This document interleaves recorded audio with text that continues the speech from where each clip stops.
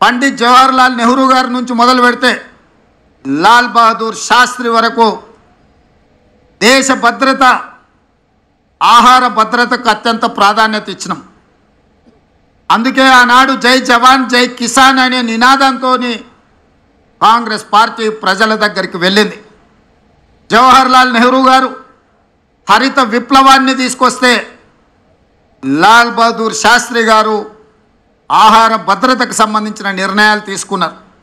ఆనాడు బాక్రానంగల్ డ్యామ్ నుంచి మొదలు పెడితే ఈనాడు నల్గొండ జిల్లాలో ఉన్న నాగార్జున సాగర్ వరకు ఆనాడు పండిత్ జవహర్లాల్ నెహ్రూ గారు ప్రధానమంత్రిగా తొలినాళ్లలోనే వ్యవసాయ రైతుల యొక్క కష్టాలను గుర్తించి బీడులుగా మారి ఎడారులుగా ఉన్న ఈ దేశాన్ని పచ్చని పైరులతో తీర్చిదిద్దాలి అని చెప్పి సాగునీటి ప్రాజెక్టులను నిర్మించి రైతులను ఆదుకోవడం జరిగింది.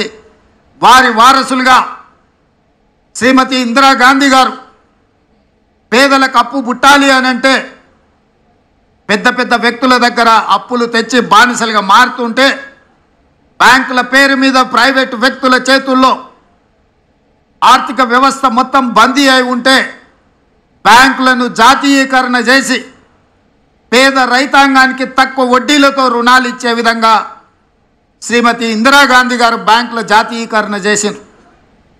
ఆ తర్వాత అధికారంలోకి వచ్చిన కాంగ్రెస్ పార్టీ శ్రీమతి సోనియా గాంధీ గారు, శ్రీ మన్మోహన్ సింగ్ గారు ఆహార భద్రత చట్టాన్ని తీసుకొచ్చి ప్రతి పేదవాడి ఆకలి తీర్చాలి, రైతులకు ఉన్న అప్పులను తీర్చాలి అన్న ఆలోచనతోని 72,000 కోట్ల రూపాయలు ఏక మొత్తంలో ఈ దేశంలో రైతు రుణమాఫీ చేయడం ద్వారా రైతాంగం పట్ల కాంగ్రెస్ పార్టీకి ఉన్న చిత్తశుద్ధిని వారు నిరూపించుకున్నారు.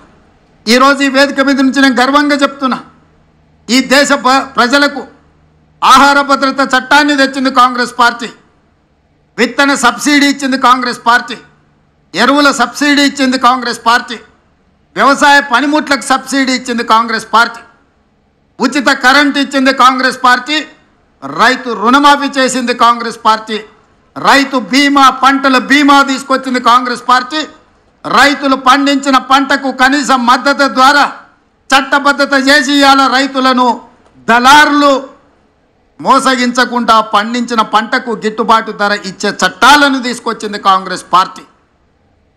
వారి వారసులుగా ఈరోజు రాహుల్ గాంధీ గారు మేము సెప్టెంబర్ 17, 2023 నాడు తుక్కుగూడ రంగారెడ్డి జిల్లాలో రాజీవ్ గాంధీ ప్రాంగణంలో శ్రీమతి సోనియా గాంధీ గారు 6 గ్యారెంటీలను ఇస్తే ఆ 6 గ్యారెంటీలను అమలు చేయడానికి నా సహచర మంత్రివర్గ సభ్యులందరూ కూడా సంపూర్ణంగా నాకు సహకారాన్ని అందించి అండగా నిలబడ్డారు. కాబట్టి ఈరోజు మళ్ళీ 6,198 కోట్ల రూపాయలు రెండో విడత రైతు రుణమాఫీ ఈ వేదిక మీద నిలబడి నేను చేయగలుగుతున్నాను.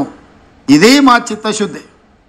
మా చిత్తశుద్ధిని ఎవరు శంకించలేరు, మా ప్రణాళికల్ని ఎవరు ప్రశ్నించలేరు.